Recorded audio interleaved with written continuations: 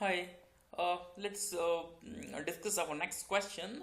That is, what are the damages of the malware? So, there are some basically certain types of damages done by the malware actually. So, basically, the damages of the malware, little malware to our computer system. The first one is a data loss. Okay, so the data, what is data loss? We will discussing our show data loss. So many viruses and the trojans, that we have discussed earlier, that the viruses and trojans will attempt to delete your files or wipe hard drives when activated. But even if you catch the infection early, you may have to delete infected files. So to avoid the data loss, basically we are installing various types of antiviruses in our computer system, or after a certain time, or meanwhile we are like scanning our computer system so that we can avoid various types of viruses, or we can avoid our data loss also. The second damage done by the malware is account theft. So what is account theft? Basically it is like account we are using our computer systems, we are using a various our internet banking password, Facebook password, Gmail password, and various types of accounts we are using on a computer system. Okay, so to steal that, we can also lose out that password and logins. So it is a types of a malware that includes a keylogger function. You might have heard the keylogger. Basically, it captures your all activities on a keyboard. Okay, so it's designed to steal accounts and the passwords from your targets. Okay, so this can give a malware author access to any of your users' online accounts if they have your they have your logins and the password. They can usually, or you can easily access your computer systems, like your social network sites passwords, social networking your passwords they can use usually. Okay, they may also use your bank accounts. They're gonna steal your money from your bank account after knowing your login to password.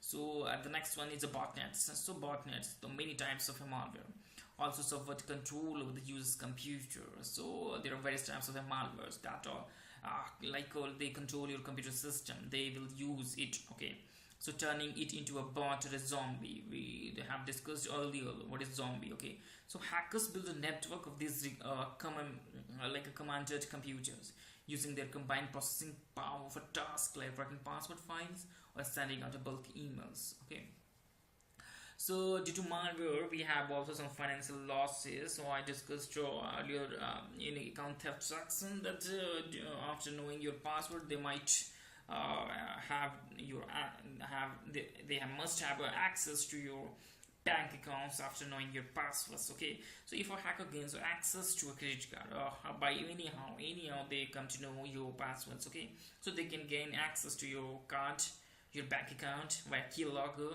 or he can then use that information to run charges or drain the account. So given the popularity of online banking and the bill payment services, a hacker who manages to secret keylogger on your user system for a full month may gain access to user's entire financial portfolio, allowing him to do as much damage as possible in a single attack. So these are some of the damages done by the malware. Okay, so in the next question, how can you protect your computer? So after losing some of our data, some of our account details, we have some financial losses, then we come to our next question, that what are some procedures to protect our computer system? For protecting our computer system, we have to install a protection software. Okay, so practice caution when working with the files from unquestionable sources. So we have to keep attention to the files that is coming from unknown sources. Okay, then do not open an email. Okay, if you do not recognize the sender. Okay, so and then download files only from the reputable internet sites. Okay, install firewall in your computer system and scan your hard drive for viruses monthly. So you have to keep doing these things on a regular basis if you want to protect your computer system. Okay, so next question is what are the symptoms? I mean, what are some damages, or what are some signals that your computer is infected with the virus? So these are here are given some symptoms. So the first one is increased CPU uses. You might have seen that although you are working on one project or one program you're using on your computer system, but the CPU users showing 80%, 90%, or 100%.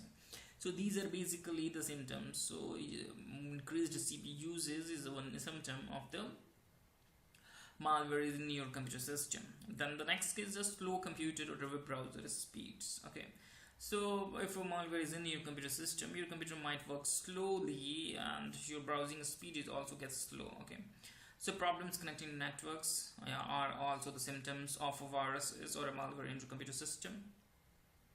Freezing or crashing of your web pages also. Okay, so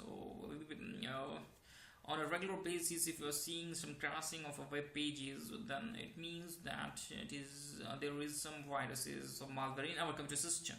Appearance of strange files, programs or desktop icons. So okay, so programs turning off or reconfiguring themselves. Okay, malware will often reconfigure or turn off antivirus and firewall programs. Oh my god, they have a very powerful tools or malwares. They or they have a power to like reconfigure your antiviruses. They can turn off your antiviruses and their firewall programs also. Okay, strange computer behavior, email messages being sent automatically and without user's knowledge. Okay, a friend receives a strange email from you that you did not send. There seems to be a lot of network activity when you are not using the networks. The available memory on the computer is lower than it should be. Okay, programs or files appear or disappear without your knowledge. File names are changed. So these are basically some symptoms of viruses or malware in your computer system. So, what is anti-malware program?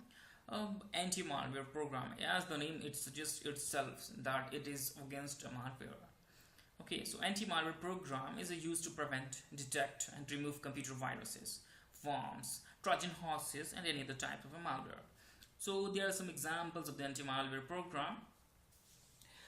If you want to remove a malware from our computer system, then we can use a following, like an antivirus program. We can use an anti-spyware program. We can use an anti-spam program, and then the most important is a firewall. So we have to keep turn on our firewall in our computer system when we are using internet connection. Okay, so let's move to our next question. What is antivirus program? You have to keep some examples. Okay, so antivirus is a protective software. It is designed to defend your computer against malicious software. Okay, so it is basically a protective software that is built against a malware to protect your computer system. It is like in order to be an effective defense, the antivirus software needs to run in the background at all the times if you want to keep your computer system safe.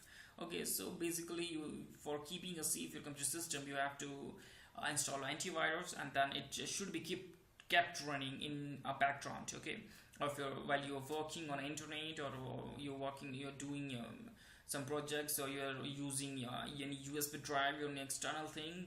So you have to keep updating your antivirus also, and it should be kept running in a background. Okay, so what are some examples of the antivirus program? So there were some examples that we are usually using in our computer system that are not an antivirus.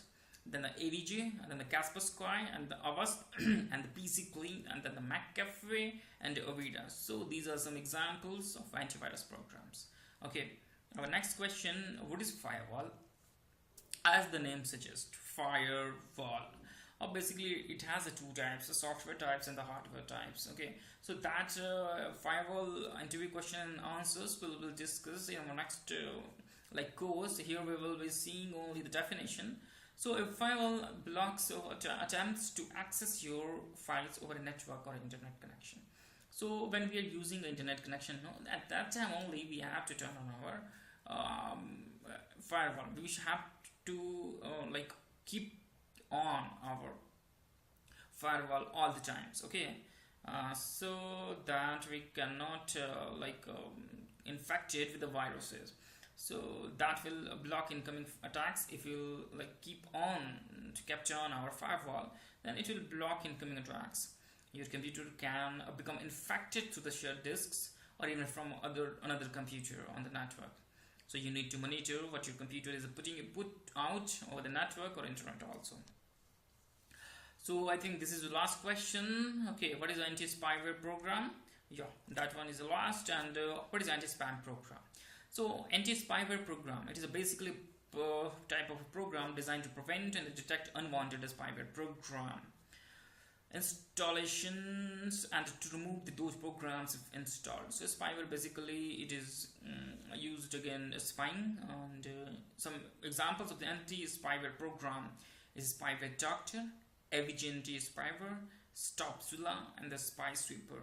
So these are some examples of anti-spyware program, and let's finish our interview questions and answer sessions on malware. Okay, fine. Very thank you for watching my course, and thank you very much once again.